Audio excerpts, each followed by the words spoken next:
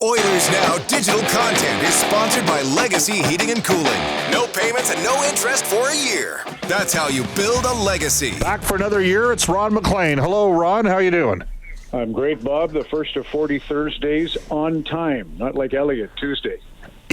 Yes. I said to Derek, that's so Hockey Night in Canada. Every Saturday we sit at our desk at 5 o'clock local time to get ready for the 6:30 show, and we have our production meeting, and it's Kevin, Jen, Kelly, and me, and we're waiting on the fifth guy that's part of the pre-show, and guess who that is? Always late. Are you telling me the guy who, you got three former players on there, and the guy who's not the former player is the guy not on time?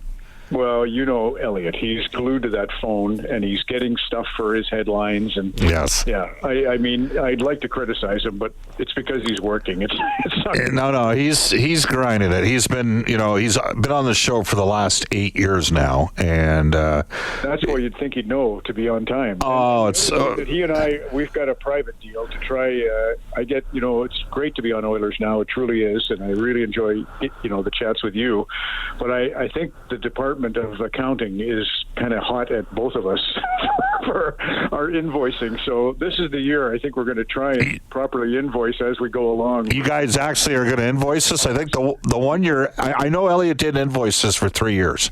I know. It's rubbed off. He must make so much money. Anyways. Well, you may. That's a possibility. All right. When we last talked, it was on the sort of the post-mortem of the Stanley Cup final. And, here in oil country, disappointment, undoubtedly. I can tell you, first and foremost, I did not envision on about June 27th, 28th, 29th, whenever it was, Ron, that we would be into the third week of September and Connor McDavid had not signed a contract extension. Now, saying that, I'm not nervous on this. He will sign an extension, I believe. I'm not going to move off of that. I believe it'll be a shorter-term deal. But do you find it interesting that McDavid hasn't re-upped yet? Kirill Kaprizov has not re-upped yet. Jack Eichel has not re-upped yet. Adrian Kempe has not re-upped yet. Nor has Kyle Connor. There's a lot of really good players that haven't taken the plunge yet. Well, there's lots at play, and you don't need me. I can't explain to you, Bob, what's going on because you're really close to it. But there is the, escalating cap. You all have players looking and agents looking at where is the money actually going to be in a year from now. More than that, you have key players driving decisions that managers normally drove. That's a really big part of the new world. And what's interesting for Edmonton, and I'm sure Connor's looking at this, let me back up a little bit. You touched on something with Elliott and I think with MacT, especially with Craig. You were saying, this idea of putting Connor with Draisaitl to start the season. They had a bad start 2 years ago, all the way to almost Christmas. Last year, they got out of the gate, lost 5 of the first 7, including the 6-0 shellacking to the Jets in the home opener. And I agree with you. That would be an antidote. I would put those two together, and I watched them last night in that horrible game. I finally gave up after 2 periods because it's just so hard to watch. And I thought, well, if there's an exciting third, I'll watch it on Sportsnet Plus tomorrow. But nothing happened. Anyway, Draisaitl had a great feed and a chance early in the game. Had another great chance, 6 left in the first. Another great chance, 3:20 left in the first. And then the puck went over the glass, hit a fan. And now you see Connor talking to Leon about something, about what they're going to try. He's invested. And when I was in Winnipeg with Elliott, actually doing a Scott Oak event on September the 4th, Scott Arniel said, I'm not going to say we're back to finish business. This is not a thing about unfinished business because I feel we accomplished a lot last year. And he gave full credit to the President's Trophy and full credit to the win in round 1, the way it was achieved. I think the Oilers still feel that sort of Damocles of not winning to such an extent. And McDavid, when he was 14 years old, Bob, he played for the Toronto Marlies in Bantam, and he was the youngest guy on the team. He was a year younger than everybody else on the team, and he would take it really personally when they would lose. He felt he was letting the older guys down. He's a very big team guy. And it got to the point, Kelly, his mom, and he would go and see Brian Shaw. I don't think Connor really cared about all this, but they went to see the sports psychologist, Brian Shaw, to try and have him let things go.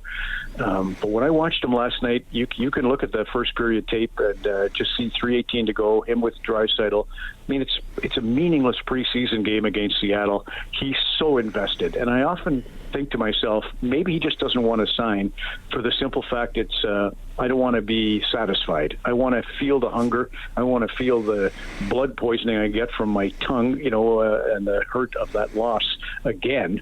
He takes losing so hard that I just think he doesn't feel right signing a contract right now. But I agree with you and Elliot and those who feel it'll be a short-term deal and it'll happen. Yeah, I think it's going to happen. There is this perception in some other markets that the Oilers are only going to be good this year. And full disclosure, and I've said on the show, I think Edmonton will finish with more goals than they did last year. I mean, Ron, they went first and fourth and dropped to 11th. They're going to bounce back up. Right. They're going to score more because their defense is better. And I think they're going to finish with more points over. I'm not guaranteeing they'll get back to the Stanley Cup final. That's hard to do. That's hard to get. You got to run the gauntlet. Right. My theory on their offense coming back is in part because of the D. Yes. But I'm kind of with Craig on the idea that they're not as... starting without Hyman hurts. Goes without saying. You see the Blue Jays without Bo Bichette. I liken him to that kind of an effect on a roster. He just seems to be the guy with the big hit at the right time, and Hyman is the guy with the right hit, the big goal at the right time. He's an incredible catalyst. So it's going to hurt them a little, and maybe that's another reason they start the two big guns together on penalty kill, 100% on the line together. So that they don't fall behind, because we both agree, or at least I think we agree, that they seem to be a tired horse at the Kentucky Derby in Game 6 or Game 7 2 years ago, because they worked so hard to come back into a good position and because they practiced so hard. I think that's a bit of reflection on how they approached off days in the final. I feel like they need to rest up a little bit, but yeah, me too. So there's that, and then the other thing that I worry about with this idea is if Chris does, kind of wear them out by having them penalty kill, by playing on that line and playing the 20-plus minutes, and I'm talking 25 minutes, when you have stars and scrubs, and I hate to diminish anybody in the NHL, is not a scrub, but there is that feeling, the Maple Leafs had gone with their core four. Right now they've got four guys in Toronto that make over $6 million. Edmonton's got just four guys who make over $6 million, obviously Draisaitl, McDavid, Nurse, and Bouchard. The teams that are succeeding have 8 or 7. Florida has 7 guys over $6 million. Vegas has 8 over $6 million. Tampa 8 over $6 million. Dallas 7, and that's. You just named 4 teams. You just named 4 teams with no state tax. I know, Mr. Bettman. It's a huge thing. Mr. Bettman says it's not a relevant point, and Brad Marchand talked about the fact that without the tax, we wouldn't have, the no state tax, we wouldn't have been able to sign 2 of the 3 guys, let alone all 3 of us. So. It is quite something, because it gives you a break on really good players. Maybe not the superstar players, but on really good players. But to be fair, Florida has 7 guys making over $6 million. So I mean, Brad signed for under 6, and he can do that. You can take $4 or $5 million, and with a state break on taxes, you feel like you're making $6 or $7 million in Edmonton. That is the truth of the matter. But they've still gone ahead and they've divvied up the payroll in such a way that their third line is vital. And I do fear, so when you go back to your question, would you go out and trade the 27 first or next year's pick for a goalie, or would you do it for a top 6, and you felt maybe a big top 6 forward is your preference? I do look at guys like I like Marchment. I like Mason McTavish. I don't know what the status is of that. I like even Marchessault and O'Reilly. O'Reilly could come in as a center. They're down. I can't remember what they're making. I think it's $5 million for Marchessault and $4.5 million for O'Reilly. But those are guys that, mind you, they're 34. And Oilers are not trying to get older. But I think they're going to need guys to help. That, especially that third line. What about Tuck? What about Alex Tuck? That was a good suggestion. I do like that suggestion too. A guy that's been around a winning organization in Vegas, and and Buffalo, everybody that ever comes out of Buffalo seems to win. So that's a good suggestion for sure. Yeah, well, get one. I mean, Montour went to Florida. It helped his career. He obviously Eichel goes to Vegas, and I got to ask you this, Ron. It was a huge one. Pardon me? Yeah. Reinhardt was a huge one. Massive. So, yeah. Massive. Got to ask you this. You're in Toronto. How much pressure is on the Leafs right now? Tremendous. As Austin's been trying to talk everybody off the, Marner, you've got 2 weeks to ask me about Mitch Marner, and then that's it. but it's kind of like Connor's contract. It's going to be, omnipresent until it goes away. So there is pressure on the Leafs. I like, Matthew Knies getting an elevated role. I think, you talked about the defense on Edmonton, the way they move the puck, and that is a very big advantage that they have. Chris Tanev is unreal moving the puck. His first passes, early, easy, are sensational. So Riley looks like Stuart Skinner. He's lost some weight, and he looks faster out there right now. So I think the Toronto defense is fine, but they're thin up front, and there is pressure on them to lose a guy the way they did. It's pressure. There's no other way to cut it. All right. Just after Ken Dryden passed away, we had Scotty Bowman on the show. Scotty is now 92 years of age. He was so sharp. Yeah. But when I mention the name Ken Dryden to you, what comes across your mind, Ron? Well, one last thing about the Bowmans, because obviously Stan would go to his dad on things. He's been, for McDavid, supportive and respectful and generous and loyal and all that stuff. And that cuts, I think, a broad swath through the wall of a negotiation. I think the way Stan handles things is, he just makes Connor feel valued, and goodwill is always the final thing that pushes a deal. So I like that. As for Ken Dryden, I'll definitely start the Hockey Night in Canada show with Ken. There's funny things. I did the closing of Maple Leaf Gardens, Bob, and I got called into his office. I was going to be the MC, and Ken was president of the Maple Leafs, and he was orchestrating the whole closing. And the first thing he said to me when I walked in is, "Ron, I don't want the tone to be flippant." And I thought, first of all, great word. And then I thought, guilty as charged. He's got me, my hands up. He's paid you the right way. Yeah. The minute into the meeting, he's got me. So he started with that, and then he talked about all the different things that we were going to do. And then he said, I want to close when the guys are all gathered at center ice. I want the lights dim, and I want the sound of a loon.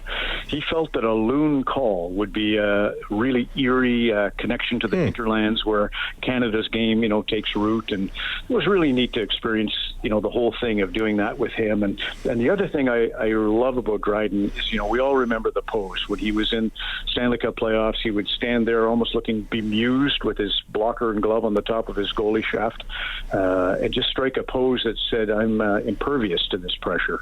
And I believe it. He wrote in his book Class, which was the story of his grade 9 year at Etobicoke Collegiate Institute. He said, there were 35 in my class. His class was a special class. In grade 7, they all wrote exams when they entered Etobicoke High, and they put the top 35 marks into one class, feeling they were achievers. And in fact, they all went to university. But he said, of the 35 of us, only 2 didn't go to Expo. 33 went to Expo 67 in Montreal. I stayed down in Ithaca, worked construction, getting ready for my season with Cornell. He says, and I'd heard that it was really busy at Expo 67, and I thought, well, if that many people are going there, it can't be that interesting. And I just think that's so Ken to look somewhere else for interesting. And even in the throes of a Stanley Cup Game 7, he seemed to be not getting a big rise out of the occasion. So that's what I think. He was calm, ever calm. So I love Danny Gallivan, the way he would drag out Dryden. Right, and he had right, like he had such a control. Who knew a guy from St. FX had that type of control and great diction? Oh wait, I work with Jack Michaels, who, by the way, is he talks about Ithaca all the time, but that's neither here nor there. He's got great voice control as well. Ron, we love having you on the show. We're looking forward to the year. We'll touch base next week. Thank you for joining us in Oilers Now. Right back at you, Bob.